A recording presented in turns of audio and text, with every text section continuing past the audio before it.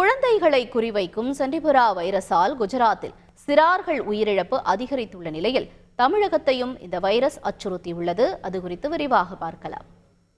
உயிர்களை பலி கேட்கிறது சண்டிபுரா வைரஸ்.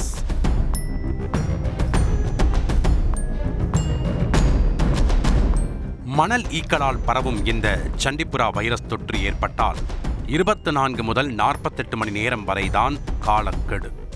மரணத்தையே ஏற்படுத்தும் தீவிரம் கொண்டது இந்த கொடிய வைரஸ். தொற்று பாதித்த 85% குழந்தைகள் உயிரை விட்டிருப்பது நம்மை அதிர்ச்சியில் ஆழ்த்தியுள்ளது. குஜராத் மாநிலத்தில் 2 வாரங்களில் பச்சிளம் குழந்தைகள் முதல் 15 வயதினர் வரை பல உயிர்களை குடித்துள்ளது இந்த சண்டிபுரா வைரஸ். மேலும் பல குழந்தைகள் மருத்துவமனைகளில் தீவிர சிகிச்சை பிரிவில் உள்ளனர். குளிர்ச்சியான காலநிலை எப்படி கொசுக்கள், ஈக்கள், மற்ற உண்ணிகளுக்கு பிடிக்குமோ அதே போலவே இந்த வைரஸுக்கும் பிடிக்கும் போல. இந்த காலகட்டத்தில்தான் அதிதீவிரமாக பரவுகிறது சண்டிபுரா வைரஸ். இவ்வளவு ஆபத்தான வைரஸ் ஒருவேளை குழந்தைகளை பாதித்தால் என்னென்ன அறிகுறிகள் தென்படும் தெரியுமா? ஸோ இது மெயினாக 9 monthsலேருந்து 14 to 15 years இந்த ஏஜ் குரூப்பில் இருக்க குழந்தைங்களை தான் ரொம்ப அஃபெக்ட் பண்ணுது. ஸோ ஸ்டார்டிங் ஃப்ரம் மைல்ட் சிம்டம்ஸில் ஆரம்பித்து ஜுரம், தலைவலி, வாந்தி, உடம்புல இருக்க நீர் சத்து குறையிறது. ஸோ இதில் ஆரம்பித்து டில் ஃபிட்ஸ் மாதிரி ஃபிட்ஸ் இந்த குழந்தை ரொம்ப சீரியஸ் ஆகிற அளவுக்கு இந்த இன்ஃபெக்ஷன் ஸ்ப்ரெட் ஆகலாம். அக்யூட் என்கெஃபலைட்டிஸ்னு சொல்லுவாங்க, பிரெயின் ரிலேட்டட் இன்ஃபெக்ஷன். ஸோ அதுதான் இதை காஸ் பண்ணும். இந்தியாவில் இந்த நோயின் தாக்கம் 1965களிலேயே மகாராஷ்டிராவில் கண்டறியப்பட்டுவிட்டது. ஆனாலும் தீவிரம் அடைவதென்னவோ இப்போதுதான் என மருத்துவ வல்லுநர்கள் கடும் எச்சரிக்கை விடுத்துள்ளனர். மணல் ஈக்கள் மட்டுமல்ல, இந்த சண்டிபுரா வைரஸ் கொசுக்கள் மூலம் கூட பரவ வாய்ப்புண்டு. மண் வீடுகள், பிளாஸ்டர் வீடுகளில் உள்ள விரிசல்களில் இந்த மணல் ஈக்களை பார்க்க முடியும்.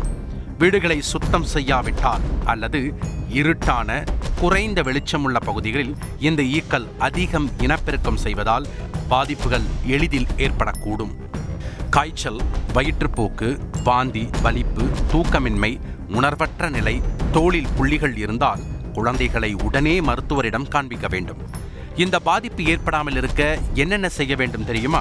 கண்டிப்பாக குழந்தைங்களுக்கு ஃபுல் ஸ்லீவ்ஸ் ட்ரெஸ் கொடுத்துட்டு அந்த சாண்ட்ஃப்ளை நமக்கு கடிக்காமல் நம்ம அந்த குழந்தைங்களை பார்த்துக்கணும். அதுதான் நம்ம மெயினாக பண்ணணும். அண்ட் ஹைட்ரேட் பண்ணணும். அவங்கள ப்ராப்பராக நிறையா தண்ணி கொடுத்து அவங்க உடம்பு ஹைட்ரேஷனோடு வச்சுக்கணும். பட் இந்த சிம்டம்ஸ் பார்த்திங்கன்னா ரொம்ப அப்ரப்டாக இருக்கும். குழந்தைக்கு ஒரு நாள் ஃபீவர் யூஸ்வலாக நம்ம ஃபீவர் வந்தாங்கன்னா ஒரு நாள் 2 நாள் மைல்டாக இருந்து அப்புறம் தான் பார்ப்பாங்க ஆக்சுவலி. ஸோ இந்த கண்டிஷனை பொறுத்த வரைக்கும் there will be abrupt. Morning fever afternoon குழந்தை ரொம்ப சிக்காகி ஈவினிங்குள்ளே அந்த இன்ஃபெக்ஷன் ரொம்ப ஸ்ப்ரெட் ஆகிறதுக்கான பாசிபிலிட்டிஸ் ஆர் மோர். குஜராத்தில் பரவி வரும் சண்டிபுரா வைரஸ் பாதிப்பு மேலும் அதிகரிக்கக்கூடும் என அஞ்சப்படும் நிலையில் தமிழகத்திலும் இந்த பாதிப்பு ஏற்படாமல் இருக்க பொது சுகாதாரத்துறையின் சார்பில் வழிகாட்டு நெறிமுறை வெளியிடப்பட்டுள்ளது. தற்போது வரை தமிழ்நாட்டில் சண்டிபுரா வைரஸ் இல்லை என்பது ஆறுதலான விஷயம். ஆனால் தென்மேற்கு பருவமழை தீவிரமடைந்துள்ள நிலையில் நாம் கூடுதல் கவனத்துடன் இருக்க வேண்டியது முக்கியம்.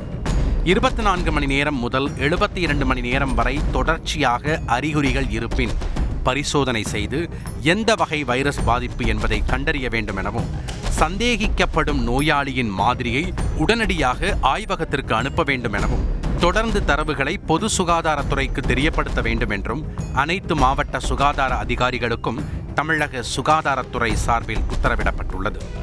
உயிரை கொள்ளும் சண்டிபுரா வைரஸில் இருந்து குழந்தைகளை பாதுகாக்க பெற்றோர்கள் கூடுதல் பாதுகாப்புடன் இருக்க வேண்டும் என்பதே மருத்துவர்களின் வேண்டுகோளாக உள்ளது. செய்திகளை உடனுக்குடன் தெரிந்து கொள்ள உடனே சப்ஸ்கிரைப் பண்ணுங்க.